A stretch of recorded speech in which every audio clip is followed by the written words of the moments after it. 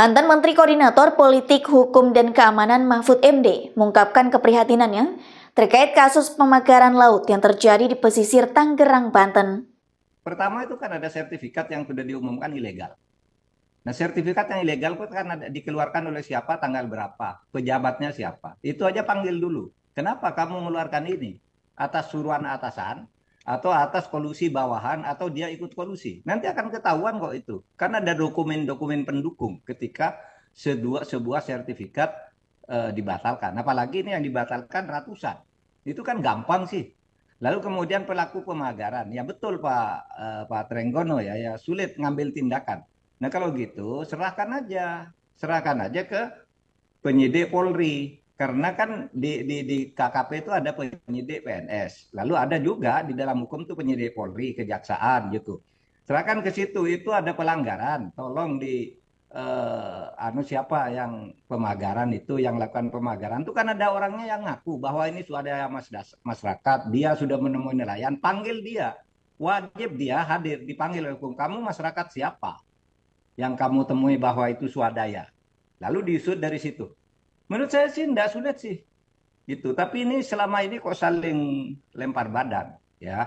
Saya selalu mengatakan gini, menteri itu apakah itu Pak Hadi Cahyanto, apakah AHY atau Sofyan Jalil, tidak usah takut kalau dia tidak sengaja melakukan pelanggaran itu. Itu kan ada delegasi kewenangan di dalam hukum tata negara itu. Ini kewenangan dan tanggung jawab ini atas delegasi dari menteri ini, kan gitu. Kalau dia tidak melakukan, tidak usah takut, katakan aja, tidak usah saling menghindar, serahkan. Yang tepat itu Nusron Wahid, bagus tuh, langsung dia bilang itu ilegal gitu. Dia tidak terlibat gitu, tetapi pasti ada yang terlibat, sampai ada 263 sertifikat ilegal baru di situ, baru di tempat yang Tangerang itu, belum di daerah-daerah lain di Indonesia. Nah kalau kita mau tertib dan mau aman negara ini, ya ini supaya ditindaklanjuti secara hukum pidana gitu, bukan teknis administrasi. Teknis administrasi terebutan semua datang ke pemagaran itu, ada yang ingin memaki-maki, ada yang langsung membongkar rame-rame gitu. Dulunya enggak ada yang mau gitu, baru sesudah presiden memerintahkan lalu rame-rame gitu. Apa perlunya begitu? Sebenarnya satu institusi aja asal efektif gitu, Cindy. Oke, Prof, tapi kan polisi bilang masih menunggu investigasi dulu dari KKP. Emang harus birokrasi seperti itu atau sebenarnya polisi bisa langsung aja mengusut? Bisa. Begini, di dalam KUHP itu disebut penyidik utama itu adalah Polri. Lalu PPNS itu adalah penyidik pembantu. Oleh sebab itu ada kewajiban koordinasi. Nah kalau ini KKP-nya tidak segera memberitahu, Polri dong turun karena penyidik utama. Yang benar itu sekarang yang dilakukan oleh Kejaksaan Agung, meskipun mungkin terlambat seminggu lah ya. Kejaksaan Agung sudah memanggil tuh lurah untuk penyelidikan karena dugaan pelanggaran pidana di dalam pemagaran laut dan izin-izin pengkaplingan itu, izin-izin yang dilakukan untuk pemanfaatan laut. Nah itu udah dipanggil oleh Kejaksaan tanggal 22 kemarin. Sudah agak terlambat, tapi udah betul. Tidak usah nunggu gitu. Itu gampang kok kalau sudah lurahnya itu dipanggil ya Pak Lurah Kohot itu. Kenapa kamu mengeluarkan itu, mana dokumennya, mana letter C-nya, dan seterusnya itu kan bisa dilacak. Apakah letter C itu baru dibuat, sesudah ada itu atau tidak. Itu sekarang teknologinya gampang kok. Membuktikannya gampang kok gitu. Tapi Prof, jadi saya kira tidak usah saling melempar lah. Sekarang ini waktunya nih hukum pidananya ini baru ke teknis administrasi aja.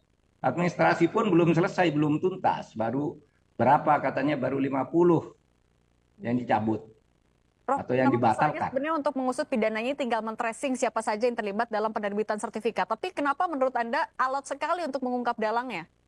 Nah mungkin itu karena tracing itu mungkin akan menyangkut dirinya bisa saja atau keluarganya.